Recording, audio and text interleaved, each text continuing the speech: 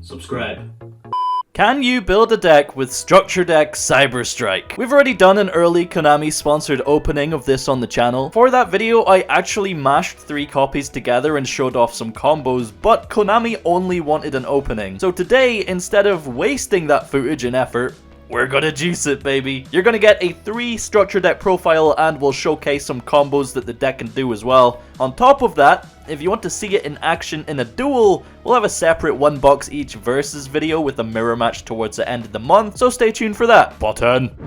Alright, I've done my research, played around a bit, and we have the deck built. I will say it's definitely not the most linear of decks, there's so many different search pieces and whatnot, but the main goal is to load up your grave with CyberDarks, smack your opponent for lots of damage, and turbo out the boss monster. We'll go through the list and then play out an example hand afterwards. So starting off, we have 3 Cyber Emergency, which most of the time will get you to 1 of your 3 Cyber Dragon Core, who can pretty much search the entire deck, dude. Literally like 95% of the deck has Cyber in its name, and an example of that is the next card, which is CyberDark Realm, and we're playing 3 of this. It's a continuous spell, and on activation, it will search you for a CyberDark monster with a different name from the CyberDarks in your graveyard, so keep that in mind. Additionally, it will give you a second CyberDark normal summon, which most of the time is necessary for your plays to actually function. Moving on from there, we have 3 Cybernetic Horizon, which is also a pretty nutty searcher, so you send 2 different attribute machine or dragons to the graveyard, 1 from your hand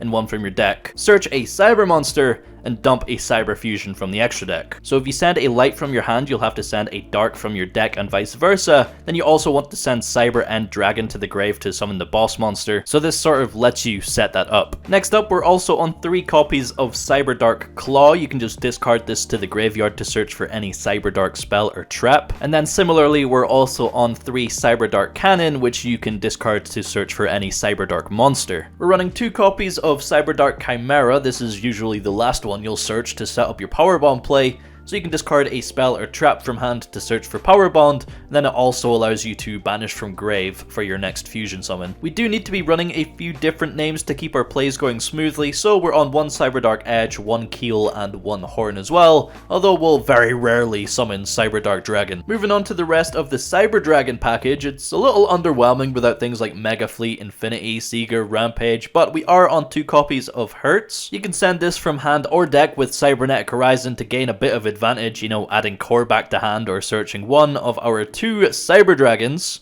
Then we're also on 1 copy of Nachster, which can either revive CyberDark Chimera or just get a side draw onto the field. 2 copies of Power Bond. It is of course searchable and kinda key to the whole strategy, but we're also on 1 Overload Fusion and 1 Cybernetic Fusion. These are for kinda niche situations. Cyberload you can search off core, and top decking Overload later in the game can be pretty explosive. I'll show you a funny little interaction with it later. We're on 2 copies of CyberDark Invasion, which we can search off of CyberDark Claw. If we're able to get this to stick to the field, we can cycle through our CyberDark equips and pop cards while triggering their effects. 1 Cyber Eternal, searching this off core, you can revive a Cyber Fusion machine like your boss monster for example, then it also has some protection from destruction, which is nice. We're on 1 copy of Cybernetic Overflow, again searching this with core when you can gives you a good few pops, and of course it has that recursion if your opponent destroys it. Very good card.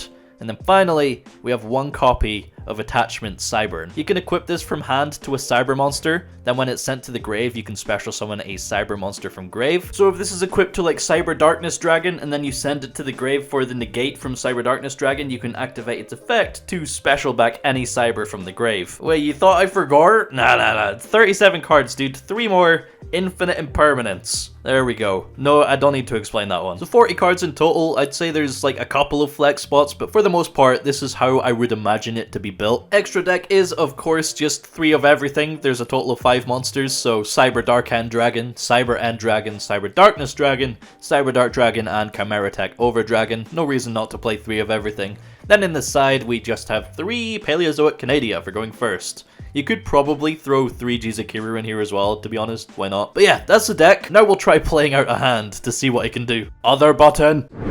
Okay, so getting into a little test hand here, you'll see what I mean by all the different search pieces, but here we see Cybernetic Horizon, CyberDragon Herz, Cyber Emergency, CyberDark Cannon, and CyberDark Realm. Starting off with the CyberDark Realm, we're going to search for CyberDark Claw, and then activate it by discarding it right away to search for CyberDark Invasion. Next, we'll activate CyberDark Cannon, discarding it to search for any CyberDark machine. It doesn't really matter here, to be honest, we do have most of what we need. So that is a CyberDark Keel to hand, and then we'll fire off Emergency, searching for core, and we're going to use our normal summon on the core, searching for Cybernetic Overflow. Since we already opened up both of the CyberDark spells, we might as well just go for some interruption. Following up with Cybernetic Horizon, we're going to send Herz as a light from hand, meaning we need to send a dark from deck. It doesn't really matter, so we'll just send a CyberDark Cannon. This will allow us to search any cyber monster and to dump an extra deck monster, so we're going to search for CyberDark Chimera and dump Cyber End Dragon to the graveyard. Then, because we pitched Herz for cost, we're going to trigger the effect of Herz to search for a copy of Cyber Dragon to hand. After that, we can activate the effect of CyberDark Realm on the field for an additional CyberDark normal summoning the Chimera. We can then activate its effect, pitching a spell or trap. We'll get rid of the CyberDark trap here to search for Power Bond. Usually Power Bond only allows you to fuse from your hand and your field, but because of Chimera, we can also use the graveyard. So pitching the Keel from hand and Chimera from field,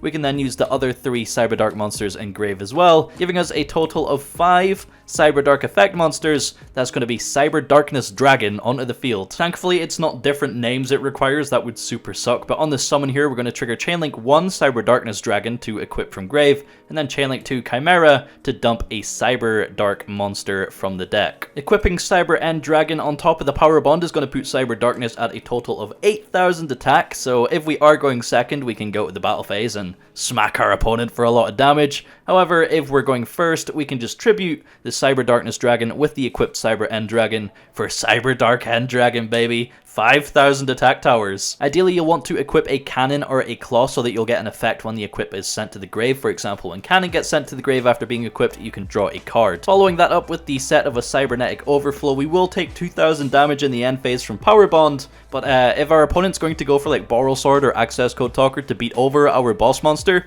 we can just pop it with Overflow and then we're safe. CyberDark End Dragon can also attack up to the number of equips it has, so if it sticks on the board, if you equip something else on the next turn, you can attack with 5,000 twice. It doesn't even have to be on monsters, you can attack directly twice. So yeah, I would say ideally you want to go second because you're capitalizing on the Power Bond doubling your attack, but otherwise you can set up towers plus interruption going first. Now for another sort of late game cute sort of spicy interaction, if we have Cybernetic Horizon again, we can activate it. It doesn't really matter what we pitch here, light in the dark. We can send CyberDark Dragon from the extra deck to go alongside our Cyber End Dragon in the grave from earlier. Searching a cyber monster, yada yada, doesn't really matter, but Overload Fusion is now live for our boss monster. CyberDark Dragon plus Cyber End Dragon can be used as the fusion materials banished from grave to summon our towers super easily, not having to go through all the CyberDark plays. So I think people are going to be having a lot of fun with this structure deck. You definitely get to punch people for big numbers. It's definitely still more of a casual choice, but compared to earlier versions of CyberDarks, it's so much better. I also want to showcase how insane Cyber Eternal can be. So going back to the original combo, once you have CyberDarkness on the field and then you tribute it for CyberDark End Dragon, you can activate Cyber Eternal to bring back CyberDarkness. Because CyberDarkness triggers on special summon, and it isn't once per turn, you can equip anything from grave again and have an Omni Negate as well as your towers.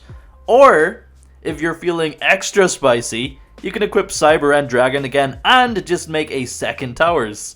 Although you still die to Borrow Sword in that situation, so the Omni Negate's probably better. Anyway, that's going to be it for today, but remember, if you do want to see this deck in action, a couple of duels, click that subscribe button, leave a like for Infinite Impermanence getting reprinted, and I'll see you in the next one.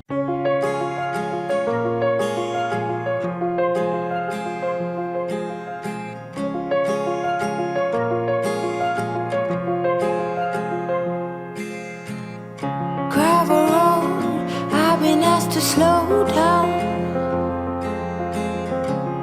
fireplace, do you